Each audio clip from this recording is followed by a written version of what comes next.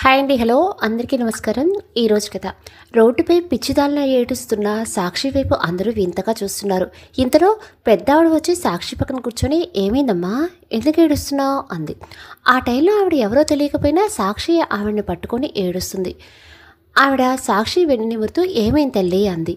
మోసపోయాను బామ్మ, ప్రేమించాడని చెప్పి మోసం చేసి వేరే దేశం విడిచి వెళ్ళిపోయాడు అంటూ ఏడుస్తుంది.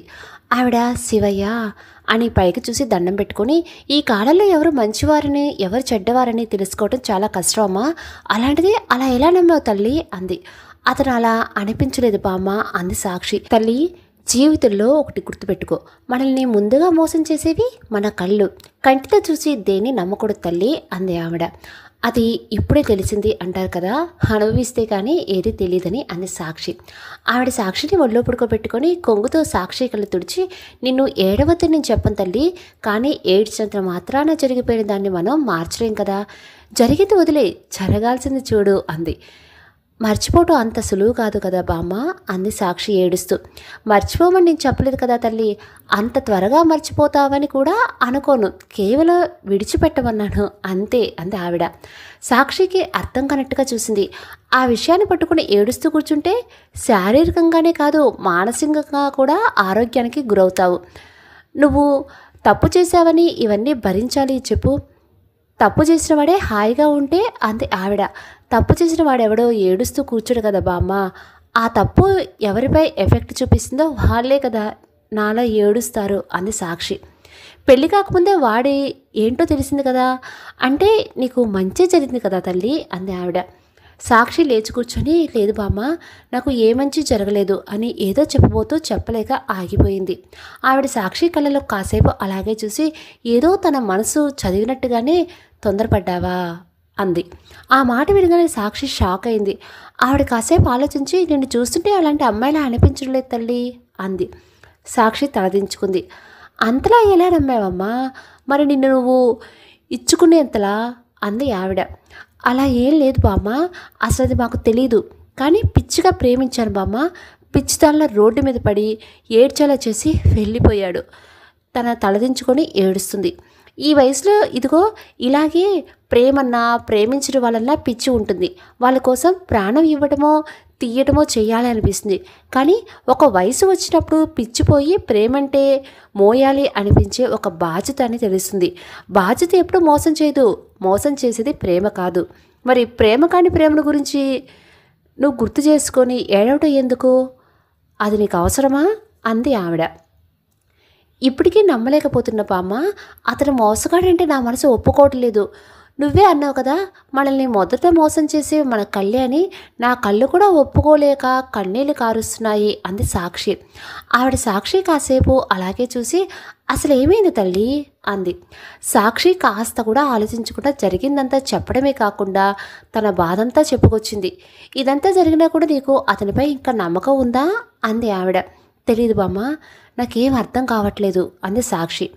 ఆవిడ సాక్షి చెంపపై చెయ్యి పెట్టి, నువ్వు చెప్తుంటే నాకు అర్థమవుతుంది, నువ్వు తనని అనుమానించడానికి కూడా ఒప్పుకోవటం లేదు, మరి నిన్ను అలా ఎలా వదిలేసి వెళ్ళాడు, అది కూడా రాత్రి అలా జరిగిన వెంటనే, అయినా కూడా నువ్వు ఇంకా మా ఇద్దరికీ తెలియకుండానే జరిగింది అంటున్నావు, కానీ అతనే కావాలని చేశాడు అనట్లేదు.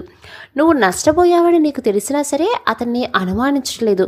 నీ కళ్ళు ముందే వేరొక అమ్మాయితో వెళ్ళినా కూడా నువ్వు ఇంకా అతన్ని చెడ్డవాడిగా ఒప్పుకోవటం లేదంటే అతన్ని ఎంతగా నమ్ముతున్నావో, ఎంతగా ప్రేమిస్తున్నావో నాకు అర్థమవుతుంది.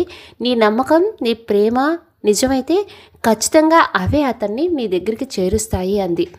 నాకు ఏం అర్థం కావట్లేదు బామ్మ, పరిస్థితులు అన్నీ తనకి విరుద్ధంగా ఉన్నా కూడా నా మనసు మాత్రం వాటితో యుద్ధం చేస్తూనే ఉంది. నా మైండ్, నా హార్ట్ నా కంట్రోల్లో లేవు. ఒకటి మోసపోయాను అంటుంటే, ఇంకోటి అది ఎప్పటికీ జరగదు అంటుంది. ఈ రెండింటి మధ్యలో నేను నలిగిపోతున్నాను, కానీ నేను మోసపోయానన్న ఆలోచన వస్తే ఏడుపు ఆగట్లేదు, ప్రాణం పోతుంది. అవును బామ్మ అని ఆవిడని హత్తుకుని ఏడుస్తుంది సాక్షి. ఏడిస్తే అయినా తన బాధ కాస్తైనా తగ్గిపోతుందేమో అని సాక్షి తలనిమురుతూ అలాగే ఉండిపోయింది ఆవిడ. పిల్ల పొద్దుననగా వెళ్ళింది, ఇంకా చీకటి పడుతుంది, ఇంటికి రాలేదేంటి, ఎక్కడికి వెళ్ళిపోయి ఉంటుంది అంటూ కంగారు పడుతుంది సాక్షి వాళ్ళ అమ్మగారు. వస్తుందిలే, నువ్వు కంగారు పడి నన్ను కంగారు పెట్టకు అన్నారు విశ్వనాథం గారు. ఏంటి, నేను మిమ్మల్ని కంగారు పెడుతున్నానా? వీధి చివర మందుల షాప్ పెట్టుకుని పొద్దున్న వెళ్ళిన పిల్ల చీకటి పడినా ఇంకా రాలేదు. ఫోన్ ఏమో ఇంట్లోనే వదిలేసి వెళ్ళింది. రోజులు అసలే బాలేవు, కానీ మీరు ప్రశాంతంగా కూర్చున్నారు అంది సాక్షి వాళ్ళమ్మ. ఇంతలో ఇంటి బయట ఏదో కారు ఆగిన శబ్దం వినిపించింది. ఏమండి, ఏదో పెద్ద కార్ మన ఇంటి ముందు ఆగిందండి అంది సాక్షి వాళ్ళ అమ్మ. అవునా, ఎవరో చూడు అన్నారు విశ్వనాథం. సరే అని వెళ్ళబోతూ కారులో నుండి దిగిన సాక్షిని చూసి, ఏమండి మన అమ్మాయి అంది. ఇందాకటి నుండి ఓ గోల పెట్టావు చూడు, వచ్చేసింది మా అమ్మ అన్నారు విశ్వనాథం గారు. అది కాదండి, పెద్ద కారులో నుండి దిగింది మన సాక్షి అంది సాక్షి వాళ్ళ అమ్మ. అవునా అని సోఫాల నుండి లేచి గుమ్మం దగ్గరికి వచ్చి చూశారు. కారులో నుండి దిగగానే లోపలికి రా బామ్మ అంది సాక్షి. లేదమ్మా, ఇంకోసారి వస్తాలే అంది ఆవిడ. ప్లీజ్ బామ్మ అంది సాక్షి. లేదమ్మా, నేను హాస్పిటల్కి వెళ్ళాలి, చాలా ఆలస్యం అయిపోతుంది అంది ఆవిడ. ఎందుకు బామ్మ, ఏమైంది అంది సాక్షి కంగారు పడుతూ. ఏం లేదమ్మా, నా ఆరోగ్యం కాస్త బాగాలేదు, కానీ నాకేమో హాస్పిటల్ పడదు. నిన్నట్టుండి హాస్పిటల్లోనే ఉన్నాను, ఏదో కోల్పోయినట్లుగా అనిపించింది. అందుకే మా డ్రైవర్తో చెప్పి నా కొడుక్కి కోడలికి తెలియకుండా బయటికి వచ్చా. కానీ మధ్యలో కారు ఆగిపోయింది, దిగి చూస్తే నువ్వు కనిపించి నీ దగ్గరికి వచ్చాను. నీతో ఉండి అసలు టైం తెలుసుకోలేదు. అక్కడ నా కొడుకు ఎంత గొడవ చేస్తున్నాడో. నేను వెళ్తాను తల్లి అని సాక్షి చెంపపై చెయ్యి పెట్టి వెళ్ళింది. అయ్యో క్షమించు బామ్మ, నా వల్లే కదా అంది సాక్షి. పర్లేదులే, కానీ ఇదంతా నీ వల్లే కాబట్టి నీకు పనిష్మెంట్ అంది ఆవిడ. ఏంటి బామ్మ అంది. హాస్పిటల్లో నేను గంట కూడా ఉండలేను. ఇప్పుడు నేను అక్కడికి వెళ్తే నాతో మాట్లాడటానికి కూడా ఎవరూ ఉండరు. మరి రేపు నా కోసం వస్తావుగా అంది ఆశగా. ఖచ్చితంగా వస్తా బామ్మ అని ఆవిడ చేతులు పట్టుకుంది సాక్షి. సరే ఇదిగో ఇదే హాస్పిటల్ అడ్రస్, అక్కడికి వచ్చి జానకమ్మ అని అడుగు, వాళ్ళే చెప్తారు అంది ఆవిడ కార్డు ఇస్తూ. సరే బామ్మ అంది సాక్షి. జాగ్రత్త, ఎక్కువ ఆలోచించుకు, ఏడ్చి తలనొప్పి తెచ్చుకోకు, అలాగే పిచ్చి పిచ్చి పనులేవి చెయ్యకు, సరేనా అంది ఆవిడ. సాక్షి బాధగా తలదించుకుంది. ఇదిగో ఇలా ఉంటే నేను హాస్పిటల్కి వెళ్ళను, మళ్ళీ నాకు బీపీ పెరిగిపోద్ది, తర్వాత నీదే బాధ్యత అంది ఆవిడ ఆట పట్టిస్తూ. సాక్షి చిన్నగా నవ్వి సరే బామ్మ అంది. అది ఎప్పుడు ఇలా నవ్వుతూ ఉండు, ఎన్ని బాధలు ఉన్నా సరే మన నవ్వేదానికి మొదటి పరిష్కారం, ఆ తర్వాతే అసలు పరిష్కారం గురించి ఆలోచించు అంది ఆవిడ. అంది సాక్షి. ఇక నేను వెళ్ళనా? సరే బామ్మ అని డ్రైవర్ వైపు చూసి జాగ్రత్తగా తీసుకువెళ్ళండి అంది. అలాగే మేడం అని కారు స్టార్ట్ చేశాడు. వాళ్ళు అక్కడి నుండి వెళ్ళగానే సాక్షి లోపలికి వచ్చి గుమ్మం దగ్గర ఉన్న వాళ్ళ అమ్మా నాన్నని చూసి, ఇక్కడేం చేస్తున్నారు నాన్న అంది. ఎవరమ్మా ఆవిడ అన్నారు విశ్వనాథం గారు. సాక్షి ఒకసారి వెనక్కి చూసి, అది నాన్న అని కాసేపు ఆలోచించి, మార్నింగ్ నాకు యాక్సిడెంట్ అవ్వబోతుంటే ఆవిడే నన్ను కాపాడారు, ఇంతసేపు ఆవిడతోనే ఉన్నా నాన్న అంది. అయ్యో అవునా, నీకేం కాలేదు కదా అని సాక్షిని దగ్గరికి తీసుకున్నారు ఇద్దరు. ఏం కాలేదు నాన్న, చూడండి బాగానే ఉన్నాను, చెప్పాను కదా ఆవిడ కాపాడారు అని అంది సాక్షి. పొద్దున్నుండి ఆవిడతో మాట్లాడటం వల్ల తను ఎంత రిలీఫ్గా ఉందో గుర్తు తెచ్చుకుంటూ, నిన్న కాపాడింది అన్నావు, లోపలికి పిలవకుండా అలా పంపించావేంటి అంది సాక్షి వాళ్ళ అమ్మ. లేదమ్మా, పిలిచాను, ఇంకెప్పుడైనా వస్తానో, హాస్పిటల్కి వెళ్ళాలి అన్నారు, ఆవిడ ఆరోగ్యం బాగాలేదంట, రేపు ఒకసారి వెళ్ళి చూసిరానా అంది. అలా అడుగుతావేంట్రా, రేపు మనం ముగ్గురు వెళ్ళి చూసొద్దాం సరేనా అన్నారు విశ్వనాథం గారు. థ్యాంక్ యూ నాన్న అని వాళ్ళ నాన్నని కౌగిలించుకుంది. తర్వాత రోజు ముగ్గురు హాస్పిటల్కి వెళ్ళి చూశారు, కానీ అప్పటికే ఆవిడని డిశ్చార్జ్ చేశారని తెలిసింది. రిసెప్షన్లో అడ్రస్ అడిగితే అలా ఎవరికి పడితే వాళ్ళకి చెప్పలేమని చెప్పారు వాళ్ళు. ఆవిడని మళ్ళీ కలవలేనందుకు సాక్షి చాలా బాధగా అనిపించింది. ఇక చేసేదేమీ లేక తిరిగి ఇంటికి వచ్చేశారు. ఆవిడ చెప్పిన మాటలు మన కళ్ళే మనల్ని మోసం చేస్తాయి గుర్తొచ్చి ఫోన్ తీసుకుని మళ్ళీ ఫోన్ చేసింది.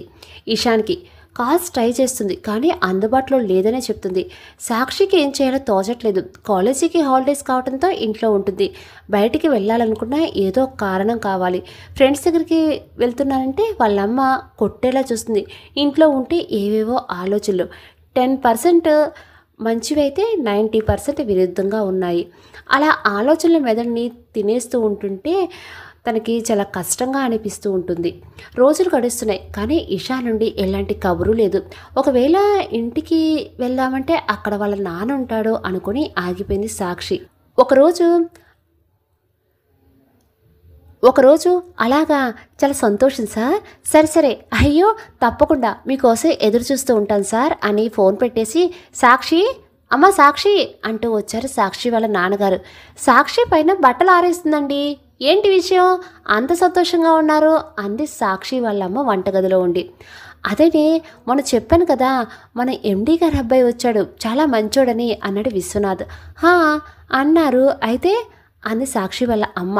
ఆ అబ్బాయి సాక్షిని ఎక్కడో చూసి ఇష్టపడుతున్నాడంట.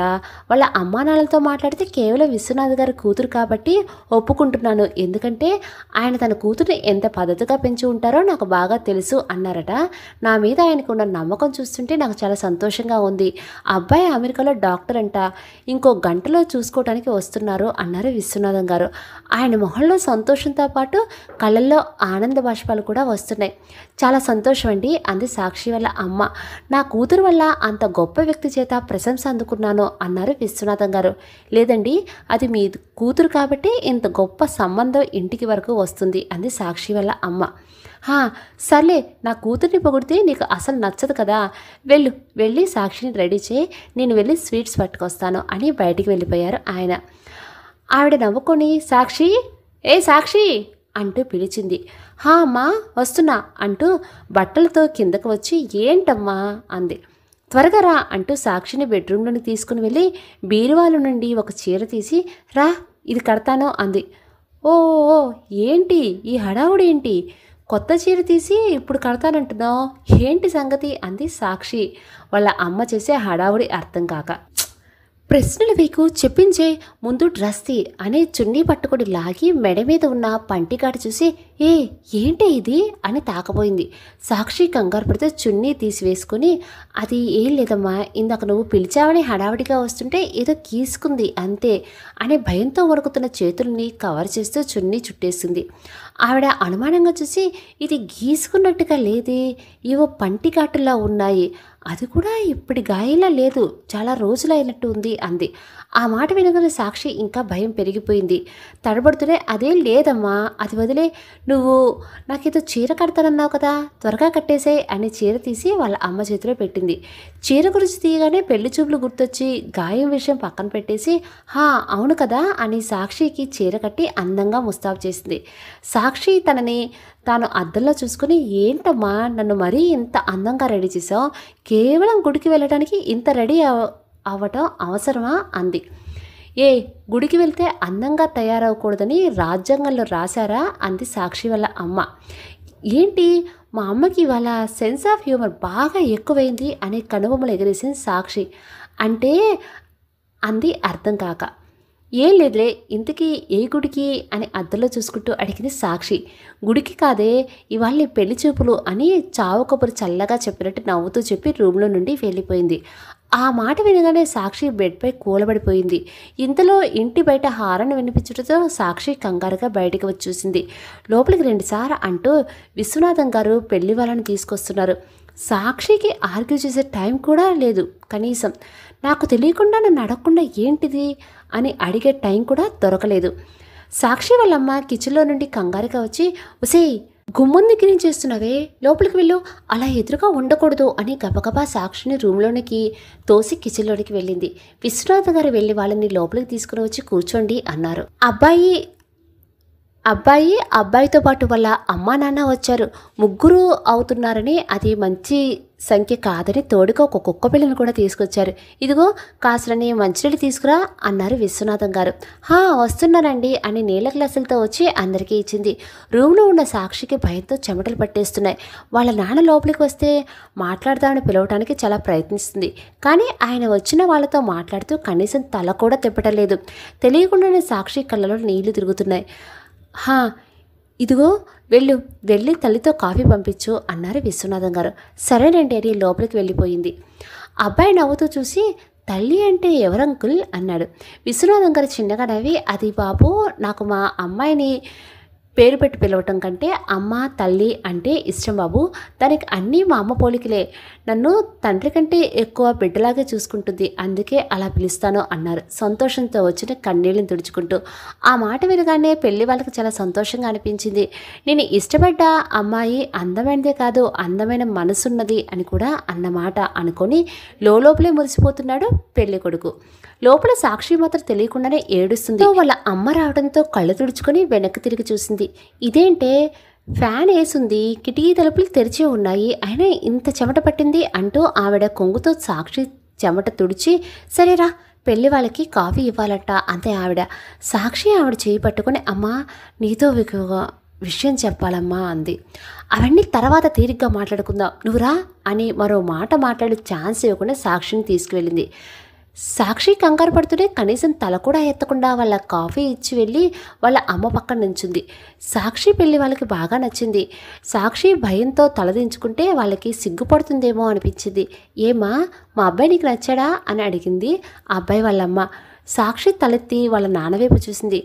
వాళ్ళ నాన్న మొహంలో ఎప్పుడు లేని సంతోషం ఎప్పుడూ కనిపిస్తుంది తనకి. సాక్షికి ఏం చేయాలో తెలియటం లేదు. చెప్పమ్మా అన్నారు విశ్వనాథం గారు. సంతోషంగా సాక్షి కాదనదు అనే నమ్మకంతో సాక్షి ఏదో చెప్పబోతూ కళ్ళు తిరిగినట్టు అనిపించింది. తల పట్టుకుంది. అందరూ సాక్షి వైపు చూసి ఏమైందమ్మా అన్నారు. సాక్షి అలాగే కింద పడిపోయింది. అందరూ కంగారు పడుతూ సాక్షి దగ్గరికి వచ్చారు. సాక్షి అమ్మా సాక్షి అంటూ పిలుస్తున్నారు సాక్షి వాళ్ళ అమ్మా నాన్న. ఒక్క నిమిషం తప్పుకోండి అంటూ వచ్చాడు పెళ్లి కొడుకు. బాబు అన్నాడు విశ్వనాథం గారు. Don't worry uncle, I'm a doctor అని సాక్షిని ఎత్తుకొని తీసుకొచ్చి బెడ్పై పడుకోబెట్టి బయటికి వెళ్ళి కారులో ఉన్న మెడికల్ కిట్ తీసుకొని వచ్చి సాక్షిని చెక్ చేస్తున్నాడు. ఈ కాలం పిల్లలు డైటింగ్ అని సన్నగా ఉండాలని సరిగ్గా తినటం లేదు, అందుకే ఇదిగో కళ్ళు తిరిగి పడిపోతున్నారు. కంగారు పడకండి, మా అబ్బాయి పెద్ద డాక్టర్, వాడు చూసుకుంటాడులే, పెళ్ళయ్యాక ఇవన్నీ మానిపిస్తాడు కూడా అంది అబ్బాయి వాళ్ళ అమ్మ నవ్వుతూ. ఆ మాట వినగానే అంతసేపు కంగారు పడ్డ నీరసంతో కళ్ళు తిరిగి ఉంటాయని అనుకున్నారు సాక్షి వాళ్ళ అమ్మా నాన్న. ఇంతలో డల్గా తలదించుకొని వచ్చాడు అబ్బాయి. ఏమైందిరా అంతా బాగానే ఉందగా అంది అబ్బాయి వాళ్ళ అమ్మ. ఏం లేదమ్మా వెళ్ళిపోదాం పదండి అన్నాడు అబ్బాయి. ఏమైంది బాబు అలా ఉన్నావు అన్నాడు విశ్వనాథం గారు. ఐఎమ్ సారీ అంకుల్, నేను మీ అమ్మాయి అందంగా లేకపోయినా చేసుకునేవాడిని కానీ అని ఆగిపోయారు. ఏమైంది బాబు అంది సాక్షి వాళ్ళ అమ్మ. రాగానే అంకుల్ మీ అమ్మాయి అమ్మ తల్లి అంటుంటే ఏంటో అనుకున్నా, కానీ ఎంత ఇష్టపడితే మాత్రం తల్లి కాబోతున్న పిల్లని చేసుకుంటానని ఎలా అనుకుంటున్నారు అని కోపంగా అరిచాడు అబ్బాయి.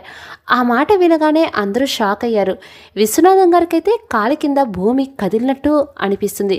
కోపంగా అబ్బాయి కాలర్ పట్టుకొని ఏం మాట్లాడుతున్నావు అన్నాడు. అతను విశ్వనాథం గారిని వెనక్కి తీసి, ఏం డాడ్ నేను ఒక అమ్మాయిని ఇష్టపడ్డానంటే ఈయన గారి కూతురు కాబట్టే ఒప్పుకుంటున్నాను అన్నారు. ఇదేనా అతని పెంపకం? ఇదేనా ఆ పిల్ల సంస్కారం? పెళ్లి కాకుండానే పిల్లను కనబోతుంది, ఇదేనా మీ నమ్మకం? అక్కడ అమెరికాలో అమ్మాయిలు చాలా ఫాస్ట్ అని, ఇక్కడికి వస్తే వీళ్ళు ఇంకా ఫాస్ట్గా ఉన్నారు. అక్కడ వాళ్ళు డేటింగ్తో ఆపేస్తే ఇక్కడ ఈవిడ కడుపు వరకు వెళ్ళింది. ఈ అమ్మాయిలు ఎక్కడైనా ఇలాగే ఉంటారు, నాకు అప్పుడే అర్థమైంది అని విశ్వనాథం గారు చూసి, ఛీ కూతుర్ని అదుపులో పెట్టుకోవడం రాదు కానీ ఇంటికి వచ్చిన కాలర్ పట్టుకుంటున్నారు. మా డాడ్ చెప్పిందంతా సోదని బాగా క్లియర్గా తెలుస్తుంది, పదండి డాడ్ అంటూ బయటికి వెళ్ళిపోయాడు. వెనకాలే తలో మాట అని వాళ్ళను కూడా వెళ్ళిపోయారు. పెళ్లి చూపులని తెలిసి వచ్చి అబ్బాయిని చూద్దామని గుమ్మం దగ్గర నుంచున్న చుట్టుపక్కల వాళ్ళు ఆ మాట వినగానే పరుగును వెళ్ళి ఆ విషయాన్ని కాలనీ మొత్తం ప్రసాదంలా పనిచేశారు.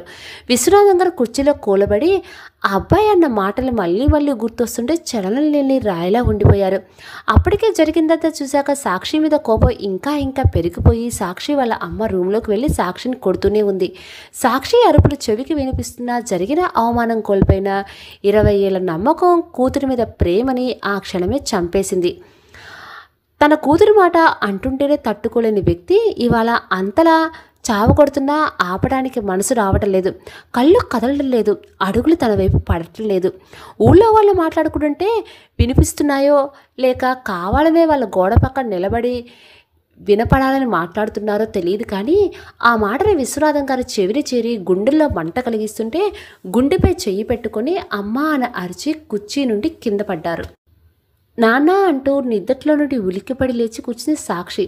పక్కన బాబుతో కూర్చున్న సోనియా సాక్షి వైపు చూసింది. సాక్షి ఒళ్ళంతా చెమటతో తడిచిపోయి ఉంది. గట్టిగా ఊపిరి పీల్చుకుంటుంది. సాక్షి, ఏమైంది నీకు? ఎందుకలా ఉలిక్కిపడ్డావు అంటూ సాక్షి మొహంపై ఉన్న చెమట తడిని తుడుస్తుంది సోనియా. సాక్షి సోనియా చేతిని తప్పించి, ఏం లేదు సోను అని తల తిప్పి బాబు వైపు చూసింది. బాబు సాక్షి వైపు నవ్వుతూ చూస్తూ మా మా అంటున్నాడు. వాడి నవ్వు చూసి సాక్షి ప్రశాంతంగా శ్వాస తీసుకొని గుడ్ మార్నింగ్ రా బుజ్జికన్నా అంది. వాడు కూడా వాడికి తెలిసిన భాషలోనే అంటూ చేతులు ఊపుతూ ఏదో చెప్తున్నాడు. ఆంటీ దగ్గరే ఉంటావా, అమ్మ దగ్గరికి రావా అంది సాక్షి బాబు వైపు చేతులు చాస్తూ. బాబు నవ్వుతూ చూసి సంతోషంగా కేరింతలు కొడుతూ సాక్షి దగ్గరికి వెళ్ళిపోయాడు. సోనియా బాబుని గట్టిగా పట్టుకొని, రే నువ్వు వాగరా, ఏ ఎవరే ఆంటీ, నేను నీ కట్టికి ఆంటీలా కనిపిస్తున్నానా? నాకింకా పెళ్ళి కూడా కాలేదే, అప్పుడు నన్ను ఆంటీని చేసేస్తావా అంది ఏడుపు కోపం కలగలిపిన మొహం పెట్టుకొని. సోనియా మొహం చూసి నవ్వుకొని చెవులు పట్టుకొని సారీ సారీ అంది. చిపో నాతో మాట్లాడుకో అని బాబుని తీసుకుని బయటికి వెళ్ళిపోయింది. వాడిని ఇచ్చేసి వెళ్ళు అంటూ లేచి సోనియా వెనకలే బయటికి వచ్చింది సాక్షి. నేనివ్వను, నన్ను ఆంటీ అంటావా, ఇవాళ నీకు ఇదే పనిష్మెంట్, వీడిని నీకు అసలు ఇవ్వను అంది సోనియా. సోను ప్లీజ్ అంత పని చేయగే, వాడికి దూరంగా నేను ఉండలేను అని బాబు వైపు చూసింది. సాక్షి కళ్ళలో నీళ్లు చూడగానే వాడికి ఏం అర్థమైందో ఏంటో కానీ సోనియా చంపెట్టప్పని ఒక్కటేశాడు. అని అరిచి ఏడుపు రాగం అందుకుంది సోనియా. బాబుకు వచ్చిన 2 పళ్ళతో పెదవి కొరుక్కుంటూ సోనియా వైపు కోపంగా చూసి జుట్టు పట్టుకుని లాగుతున్నాడు. నా జుట్టు, రేయ్ వదలరా దుర్మార్గుడా అని గట్టిగా అరుస్తుంది సోనియా. సాక్షి కంగారుగా వచ్చి రే కన్నా వదులు అని బాబు చేతిలో నుండి సోనియా జుట్టు విడిపించి బాబుని తీసుకుని నిదుటిపై ముద్దు పెట్టింది. సాక్షి చేతిలో నుండి సోనియా మీదకి వెళ్తూ సోనియా మొహం మీద కొడుతున్నాడు బాబు. సాక్షి కోపంగా చూసి కన్నా ఏం చేస్తున్నావు నువ్వు అని గట్టిగా అరిచింది. సాక్షి కోపం చూసి ఏడుపు మొదలుపెట్టాడు బాబు. అబ్బబ్బబ్బా సారీరా అని బాబుని గుండి హత్తుకొని, సారీరా బంగారం, తప్పైపోయింది, ప్లీజ్ ఏడోకు నాన్న, ఇంకెప్పుడో అరవను పదా, మనం స్నానం చేసి కొత్త బట్టలు వేసుకుందాం అంటూ బాబుతో కలిసి రూమ్లోనికి వెళ్ళిపోయింది. ఏంటి కొత్త బట్టల, దెబ్బలు నాకు బుజ్జుకించేది వాడినా అని అరిచింది సోనియా. మరి వాడి అమ్మని ఏడిపిస్తే ఊరుకుంటాడా వాడు అంది సాక్షి లోపల నుండే. వీరిద్దరూ ఒక్కటి, మధ్యలో నేనే పిచ్చిదాన్ని, ఐ హేట్ యు బోత్, నేను ఆఫీస్కి వెళ్తున్నాను, నాకు మీటింగ్ ఉంది, నైట్ లేట్ అవ్వచ్చు, బాయ్ అని అరిచి బ్యాగ్ తీసుకుని వెళ్ళిపోయింది. సాక్షి నవ్వుకొని వాష్రూమ్లోనికి వెళ్ళి బాబుకు స్నానం చేయించి తీసుకొచ్చి రెడీ చేసి నిద్రపుచ్చి టవల్ తీసుకుని వాష్రూమ్లోనికి వెళ్ళిపోయింది. గేట్ దగ్గర వాచ్మెన్ ఉండటంతో వెనక్కి వచ్చి గోడ దూకి అటు ఇటు చూస్తున్నాడు ఇషాన్. చుట్టూ ఎవరూ కనిపించలేదు. అమ్మయ్య ఎవరూ చూడలేదు అనుకుని పరిగెత్తుకుంటూ వెళ్ళి పైప్ పట్టుకొని బల్లిలా పాక్కుంటూ పైకి వచ్చి కిటికీ తలుపు ఓపెన్ చేసుకుని లోపలికి వచ్చాడు. ఆ కిటికీ తీసి లోపలికి జంప్ చేసిన శబ్దానికి ఉలిక్కిపడి లేస్తూనే ఏడవటం మొదలుపెట్టాడు బెడ్పై ఉన్న బుజ్జిబాబు. అది చూసి ఇషాన్ కంగారు పడుతూ వెళ్ళి కట్టెను వెనుక దాక్కున్నాడు. బాబు ఏడుపు విని షవర్ ఆఫ్ చేసి టక్కున టవల్ చుట్టుకొని పరుగున బయటకు వచ్చింది సాక్షి. ఇషాన్ మెల్లగా కట్టెను తప్పించి టవల్లో ఉన్న సాక్షిని చూసి నోరెళ్ళు పెట్టి కన్నార్పకుండా చూస్తున్నాడు.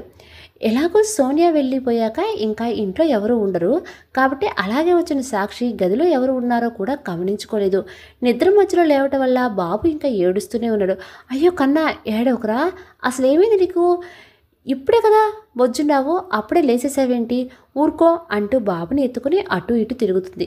కనీసం తడి కూడా తుడుచుకోకుండా రావడంతో సాక్షి వంటిపై ఉన్న నీటి చుక్కలు కిటికీలో నుండి వచ్చే సూర్యకిరణాలు పడటంతో ముత్యాల్లా మెరుస్తున్నాయి.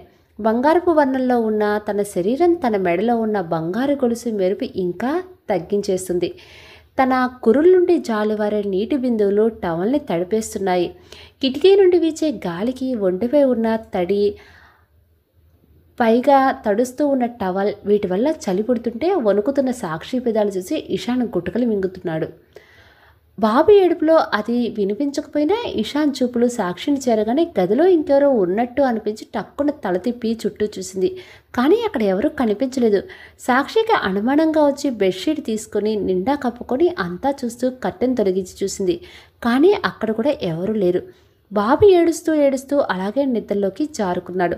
బాబు ఏడుపు ఆపేయడంతో సాక్షి బాబు వంక వింతగా చూసి అసలు వీడు ఎందుకు లేచాడు మళ్ళీ ఎందుకు పడుకున్నాడు? పైగా నేను ఇంకా బుజ్జగించడం కూడా పూర్తి చేయలేదు, కానీ వాడంతటి వాడే సైలెంట్ అయిపోయాడు.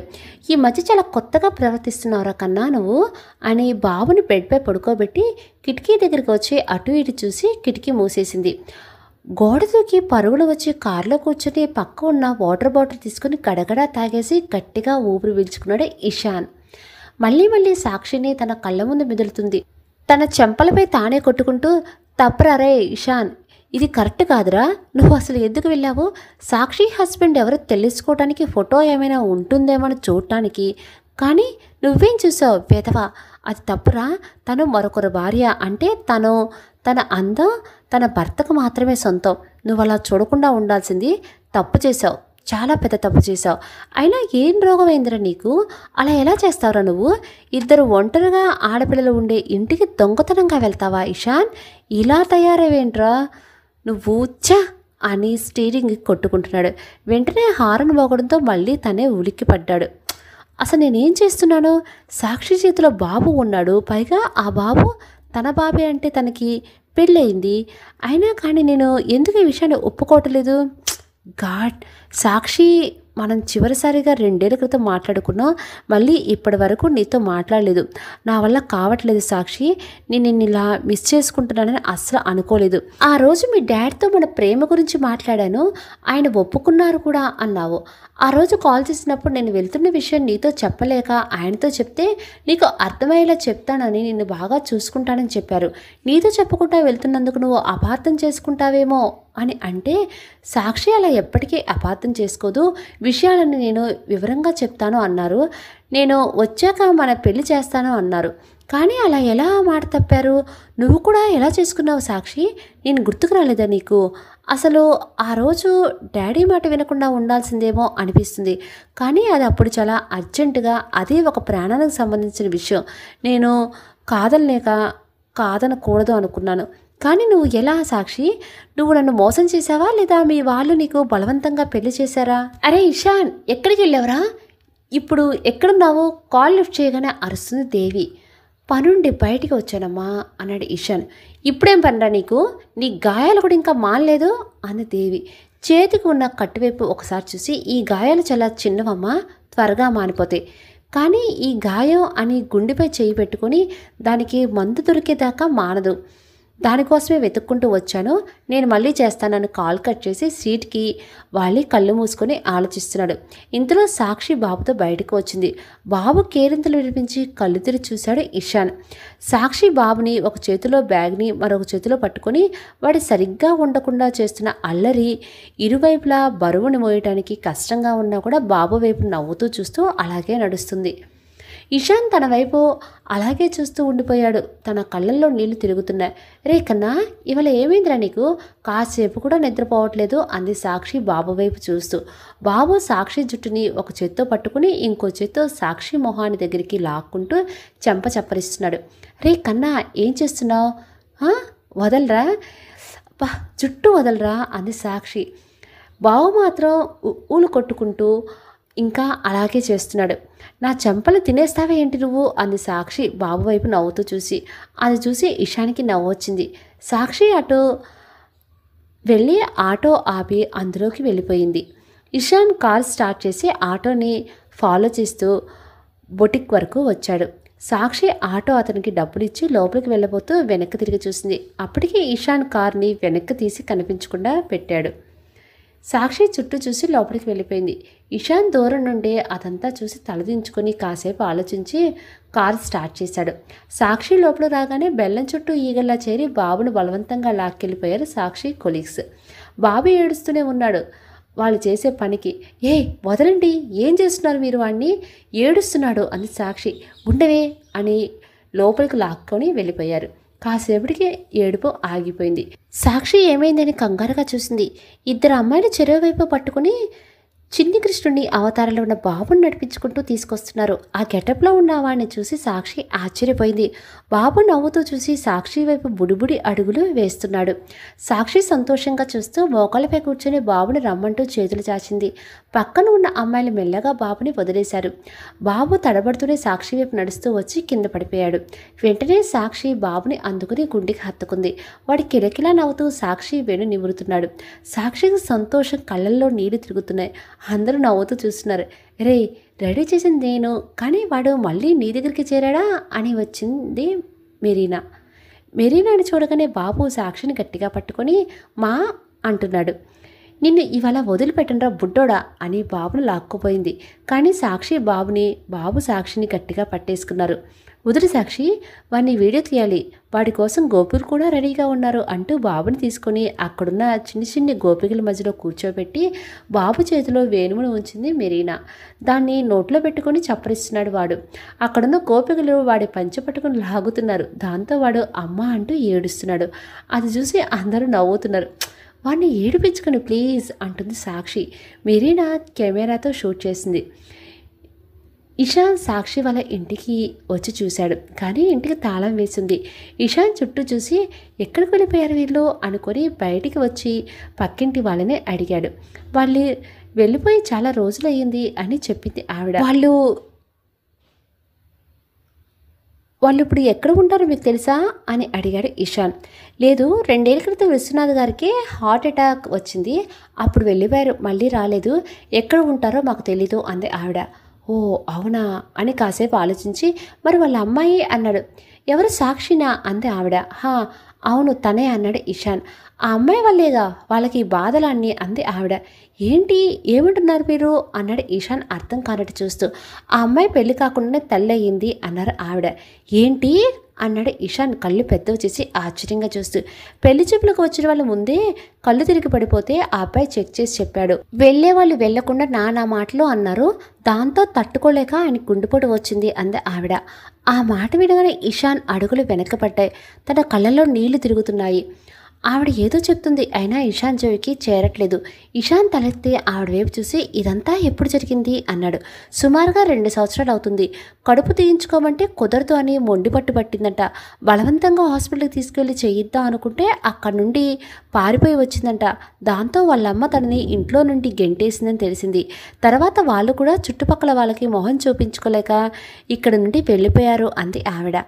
ఇషాన్ కళ్ళు తుడుచుకొని పరుగున కారు దగ్గరికి వచ్చి ఎక్కి ఏడుస్తూ కార్ స్టార్ట్ చేశాడు. వీడు ఎక్కడికి వెళ్ళిపోయాడు దేవి అన్నాడు ఇషాన్ వాళ్ళ నాన్న. అది ఫ్రెండ్స్ని కలిసి వస్తానని వెళ్ళాడండి అంది దేవి. ఇంతలో ఇషాన్ వాళ్ళ నాన్న ఫోన్ రింగ్ అయింది. లిఫ్ట్ చేసి చెవి దగ్గర పెట్టుకుని ఇషాన్ సాక్షి వాళ్ళ ఇంటికి వెళ్ళాడు, పక్కింటి వాళ్ళని ఏదో అడిగి స్పీడ్గా కార్ డ్రైవ్ చేసుకుంటూ వెళ్ళాడు అన్నారు అవతల వ్యక్తి. ఆయన దేవి కోపంగా చూసి ఎక్కడికి వెళ్ళాడు వాడు అని అరిచాడు. డైనింగ్ టేబుల్ దగ్గర ప్లేట్స్ పెడుతున్న దేవి ఉలిక్కిపడింది. చేతిలో ఉన్న ప్లేట్ జారి కింద పడిపోయింది. కాస్త కోపం తగ్గించి దేవి దగ్గరికి వచ్చి ప్లేట్ పీసెస్ తీస్తున్నారు విక్రాంత్, దేవి వాళ్ళ హస్బెండ్. ఏమైంది మీకు, ఎందుకంత గట్టిగా అరిచారో అంది దేవి వింతగా చూస్తూ. ఏం లేదు, ఏదో ఆలోచిస్తూ అని లేచి నిలబడి నీకేం కాలేదుగా అన్నారు విక్రాంత్ గారు. ఏం కాలేదు అంది దేవి. కాల్ చేసి వాడిని ఇంటికి రమ్మని చెప్పు అన్నాడు విక్రాంత్. ఎందుకు, చాలా రోజుల తర్వాత వచ్చాడు కదా, కనీసం ఇప్పుడైనా వాడికి నచ్చినట్టు ఉండనివ్వండి అంది దేవి. వాడికి ఆరోగ్యం బాలేదు కదా, అలా తిరిగితే ఎలా చెప్పు అని అన్నారు విక్రాంత్ గారు. కంగారు పడకండి, కాసేపట్లో వచ్చేస్తా అన్నాడు అని కిచెన్లోనికి వెళ్ళిపోయింది. ఇక లాభం లేదని ఇషానికి కాల్ చేశాడు. కాల్ లిఫ్ట్ చేసి డాడ్ ఎక్కడున్నావు, అది ఫ్రెండ్ దగ్గరికి వచ్చా డాడ్. తల్లి కొడుకులో అనిపించుకున్నారు.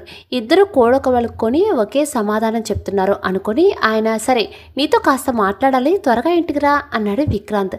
సరే ఈవినింగ్ మాట్లాడుకుందాం డాడ్, నేను మళ్ళీ కాల్ చేస్తా అని కాల్ కట్ చేశాడు ఇషాన్. చూస్తుంటే వీడు ఇవాళ విషయం మొత్తం తెలుసుకునేలా ఉన్నాడు. ఇక లాభం లేదు, ఎలాగైనా విని ఆపాలి అనుకుని ఫోన్ తీసుకుని ఎవరికో కాల్ చేసి టైం లేదు, కిడ్నాప్ చేసి కనిపించకుండా దాచిపెట్టేయండి త్వరగా అని కాల్ కట్ చేసి వెనక్కి తిరిగి చూసి షాక్ అయ్యాడు. దేవి నువ్వా అన్నాడు విక్రాంత్ కంగారు పడుతూ. ఏం చేస్తున్నారు మీరు అని దేవి సీరియస్గా చూస్తూ. ఏంటి అన్నాడు విక్రాంత్. ఎవరిని కిడ్నాప్ చేయమంటున్నారు మీరు అని దేవి. కిడ్నాప్ ఏంటి? నువ్వేం మాట్లాడుతున్నావు దేవి అని ఆవిడ వైపు చూడలేక తలదించుకున్నాడు. మీరేదో తప్పు చేస్తున్నారు కదా అది దేవి వేలు చూపిస్తూ. విక్రాంత్ ఏం మాట్లాడకుండా సైలెంట్గా ఉండిపోయాడు. చెప్పండి, మీరేదో తప్పు చేస్తున్నారు కదా అని అరిచింది దేవి కోపంగా. దేవి తన మీద కోపట్టం అదే మొదటిసారి. అది చూసి విక్రాంత్కి ఆశ్చర్యం వేసింది. చెప్పండి అని గట్టిగా అరిచింది దేవి. నేనే తప్పు చేయలేదు అన్నాడు విక్రాంత్. అవునా, మీరు తప్పు చేయనప్పుడు ఎందుకు తడబడుతున్నారు మరి అంది దేవి అనుమానంగా చూస్తూ. నేను ఏ తప్పు చేయలేదని చెప్తున్నా కదా అని అరిచాడు విక్రాంత్. అరిస్తే అయినా భయపడి వెళ్ళిపోతుంది అనుకుని దేవి విక్రాంత్ చేయి తీసుకుని పక్కన ఉన్న వాళ్ళ ఫ్యామిలీ ఫోటో మీద పెట్టి, చెప్పండి మీరు ఏం చేస్తున్నారు? మన అబ్బాయి సంతోషాన్ని పాడు చేస్తుంది మీరేనా అంది. ఏంటి దేవి, నువ్వు ఎందుకు ఇలా మాట్లాడుతున్నావు? పిచ్చి పట్టిందా నీకు అన్నాడు విక్రాంత్. ఎందుకంటే నిన్న మీరు ఫోన్ మాట్లాడుతున్నప్పుడు నేను విన్నాను అంది దేవి. ఏంటి, ఏం విన్నావు అన్నాడు విక్రాంత్. కళ్ళల్లో భయం, మాటల్లో తడబాటు స్పష్టంగా తెలుస్తున్నాయి. ఇషాన్ ఇంకా ఆ అమ్మాయిని మర్చిపోలేదు. నువ్వు ఏదో ఒకటి చెయ్యి, లేదంటే వాడు నిజాలని తెలుసుకొని మళ్ళీ దాని దగ్గరికి వెళ్తాడు అన్నారు కదా, అది నేను విన్నాను అంది దేవి. ఆ మాట వినగానే విక్రాంత్ షాక్ అయ్యాడు. చెప్పండి, వాళ్ళిద్దరూ విడిపోవడానికి కారణం మీరేనా? చెప్పండి అంటూ అరిచింది. నిజం బయటపడటంతో అవును నేనే, ఇప్పుడు ఏం చేస్తావు అని అరిచాడు విక్రాంత్. దేవి విక్రాంత్ చేతిని వదిలేసి దూరం జరిగింది. కానీ వాడి సంతోషాలు పాడు చేయడానికి కాదు, వాడి జీవితాన్ని సంతోషంగా ఉండడానికి చేశాను అన్నాడు విక్రాంత్ చేసిన తప్పుని కప్పిపుచ్చుకోవడానికి ప్రయత్నిస్తూ.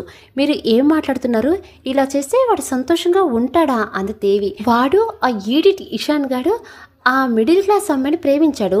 శీతల్తో వాడి పెళ్ళి అని నేను అనౌన్స్ చేస్తే అది తప్పని అందరి ముందు ఆ అమ్మాయిని పెళ్లి చేసుకుంటానని చెప్పి నా పరువు తీశాడు. శీతల్ వాళ్ళ ఫాదర్ తన ఆస్తి మొత్తం ఇషాన్ పేరుని రాస్తానన్నాడు తెలుసా.